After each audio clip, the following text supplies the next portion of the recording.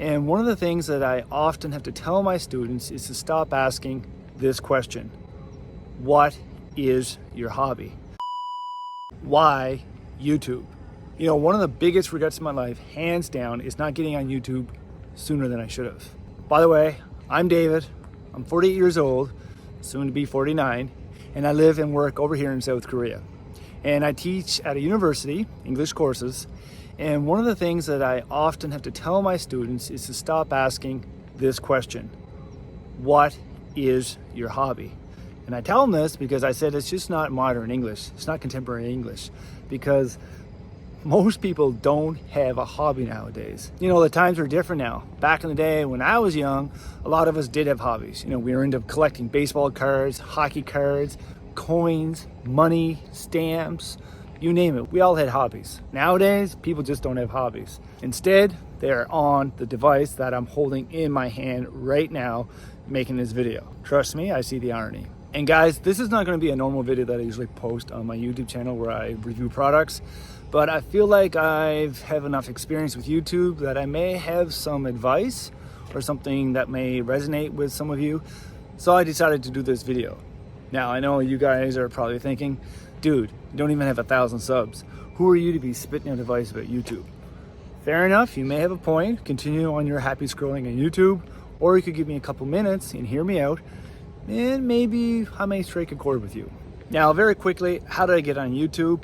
Well, I was going down the rabbit hole of YouTube of just going from one thing to consume after another. I mean, before I started uploading on YouTube, it's kind of embarrassing, but you know what I was watching on YouTube? I was watching these snipers with night vision scopes picking off wild hogs at night who were destroying the farmers' farmland. And I got to the point where I'm just like, I started to feel guilty because I was just like consuming video content, and it wasn't really educational, and I was just consuming. I wasn't producing or anything. And like my daddy used to say when he was alive, everybody's gotta produce. And if you don't have a hobby, one way that you can produce is by creating content and uploading it to your YouTube channel. Now, I haven't been on YouTube that long, but when I tell people that I am, and I tell them about the channels that I have, one common comment that I get is that people will say, oh, I have nothing worthy sharing on YouTube. My life is boring. Wrong. Take me, for example. I just don't have this one channel here, Take. I actually have a total of 5 YouTube channels. I know it's ridiculous and people always laugh when I say it, but this is how it came about. When I realized that I wanted to upload on YouTube, I sat down and I came up with 5 things that I'm passionate about, or not even that, just that I'm interested in. Like there's this channel here where I review products, and then I also have Tesla shorts involved with that because I love Tesla. And then I also have another teaching English one because I'm an English teacher in South Korea. And then I have another channel where my girlfriend and I it's just us going around to restaurants, eating, vlogging, hiking. And then I have 2 other channels. Now, of these 5 channels, I have videos in all of them. But of the 5 of them, there's only 3 of them that I'm actively uploading to. Still not sold on this idea? Hear me out, this is crazy. This is a crazy stat. Current population is 8.2 billion people. 8.2. You want to take a guess at how many active monthly YouTube users there are? Take a guess. Oh, wait a second. 2.5 billion monthly active YouTube users. 2.5 billion. Billion with a B. Billion. I'm sorry, but I had no idea. That is ridiculous. So when I say that chance that you will find someone else that has that interest similar to you, you can't go wrong. I'm sure you will find someone. Now, you may still be thinking that you have nothing of interest worth sharing. Hear me out for a second. I got a friend, Ian. He loves collecting basketball sneakers. There's a great channel idea right there. You don't need to have your face in the video. You don't even have to have your voice in the video. Just take your phone out and record your shoes. I guarantee some people would love to watch some of the sneakers that he's collecting. I've got another buddy over here. His name is Dean, and he loves Teslas. Actually, he's on his 2nd Tesla. You know what? I wonder what it would be like to own, lease, buy a Tesla in South Korea. What would be the experience of owning a Tesla like over here? What would be the whole charging experience like? That'd be a great idea there. And years ago, I had another student, Bella. She was into collecting dolls. Yeah, don't go there. And I have another good friend, his name is Nigel, and he is into playing screen golf all the time. there's a great idea there. I've never tried screen golf, but you know what? It's really big over here in South Korea. Don't think I know what I'm talking about? Well, I got a friend who is Korean, but she lives in New York.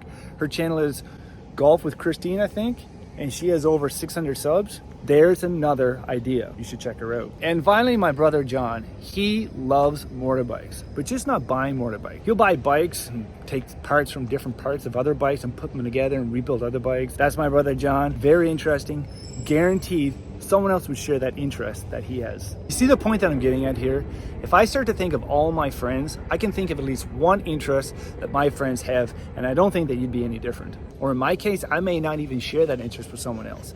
I may just find it interesting to watch. Now, briefly, I gotta share my story about YouTube and how it got started because it is ridiculous. Hear me out. There was a guy by the name of Sean Cannell.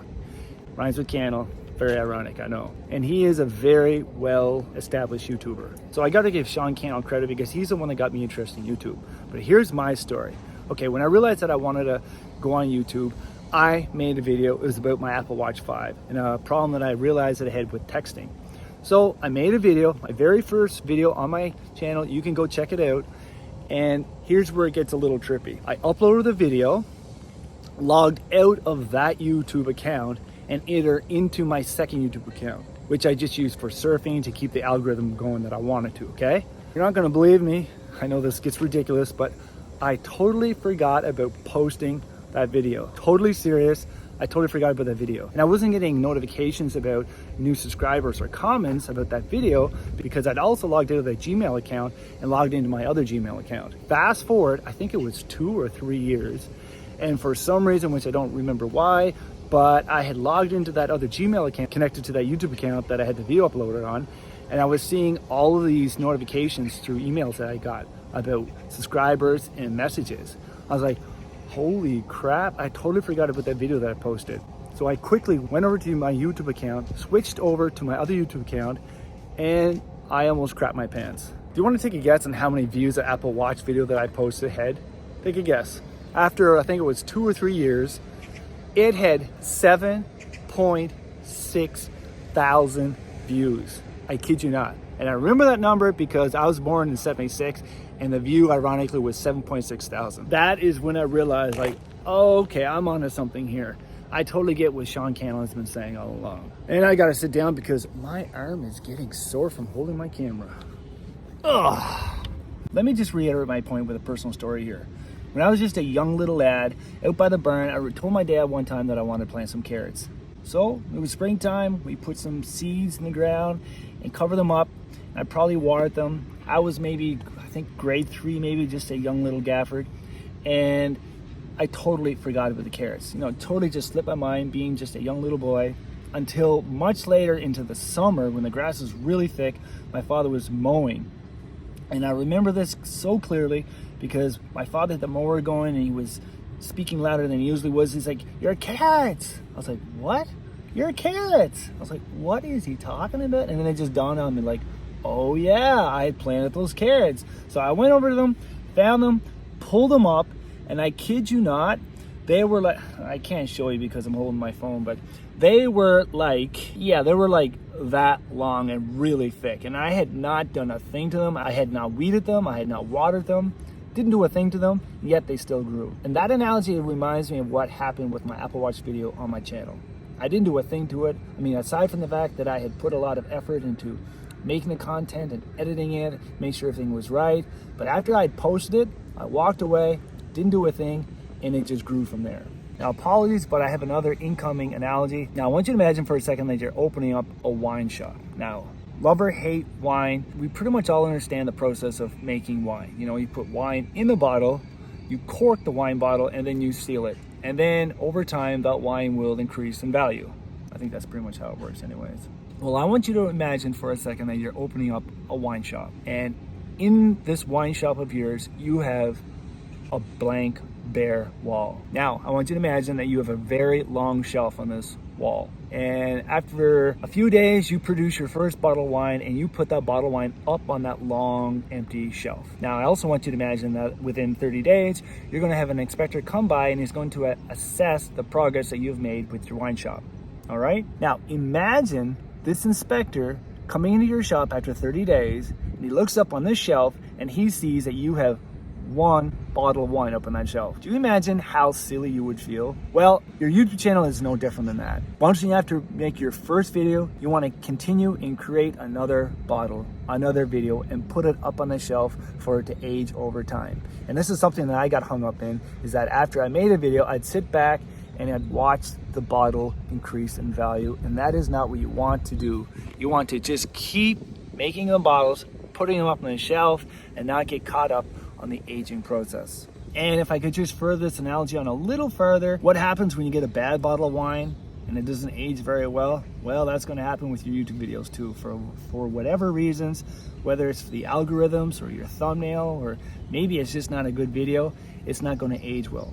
So what do? You take note of it and make changes to your next bottle and get 1% better each time. And something else I want to say is about when I talk to people about having a YouTube channel, something that they'll often say to me is like, oh, I don't have the gear, the camera, the mic, the background. This can be one of the biggest hangs up for people to start on YouTube, because they just think that they need so much more. Wrong. Whereas they already have everything in their pocket right now. And that is, they have a camera. Your smartphone has a mic on it and a high quality camera. I mean, look at me. I'm using my iPhone right now. Heaven forbid I'm even using the front selfing low quality camera on the front of mine. Oh dear. I bet you that most of you guys didn't even notice. Don't get hung up in thinking that you have to spend money or get to a certain level before you start making videos and posting them. I mean, you're already doing it on Instagram, right? Why is YouTube any different? Comparing yourself to other people can be one of the biggest things that'll stunt something that you want to try or that you're interested in. Just go for it. And if I give you one more analogy, pardon, I'm sorry for the analogies. Imagine you got the car fever and you're in the market for buying a new car. So you decided that you're going to get yourself a nice little Hyundai or a Kia. Then one morning you step outside of your house and look to the left of you and you see your neighbor to the left of you. He has a nice BMW. And then the guy to your right of you, oh dear, he's got a nice Mercedes. And the guy across the street, wow, Frank has a Porsche. Oh my goodness. How can I compete with these guys? I can't compete with them. So you know what? I'm not gonna even bother giving myself a car. I'm just gonna keep in life where I'm right now. I know it's a pretty silly analogy, but I think you get my point, right? I mean, there's so much YouTube and we're always looking at the people that are very successful in YouTube and we're thinking, wow, look at the stuff that they got. And that because of that, that is a reason why I think a lot of people don't get started on YouTube, because they're so busy comparing to the other people that have been on there for a long time and they're doing really well. But you know what?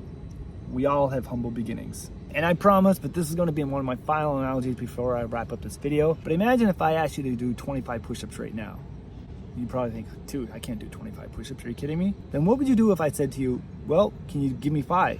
Yeah, I think I could do 5, but, well, maybe I couldn't do 5, but at least I could try and do 5, but try and do 25? Nah, I'm good, bro. And then there's some of you who think, well, I can't do 5, but at least I could get down on my knees and do knee push-ups, right? My point here is the importance of small, repeatable steps. At the beginning of every semester in my syllabus, I always show my students this picture. I love this picture because it shows the importance of daily, repeatable steps rather than taking long steps. Consistency over perfection. Now, maybe this video is striking a chord with you and you're wondering what's the next step. And you know what? I was in the same position as you. Because when I started off, I had no idea how to edit the video, anything about a thumbnail. I didn't even know how to post on YouTube. But the unique thing is that YouTube taught me everything. I find that fascinating. The platform that I wanted to post on taught me everything I needed to know. So I was in the same position as you. I was ground zero. I didn't know what to do. So this is what I'm going to do. Along with the other videos that I post on this channel here, I'm also going to be posting videos like this who are going to show you how to get the video from your phone onto YouTube. And I'm going to be doing it in a way that imagine if you were explaining it to your parents in a very basic, user-friendly way. And in all honesty, I find it very odd that in a very short time ago, I had no idea what I was doing. And here I am making videos, posting on YouTube about the very position that I was in not too long ago. So guys, if any of this has resonated with you guys and you want to see more videos like this, make sure to hit the sub button and the bell button so that when I do upload videos like this, you'll make sure to see it because you'll get a notification whenever I upload it. Have a great day, everyone, and see you in the next one. See ya.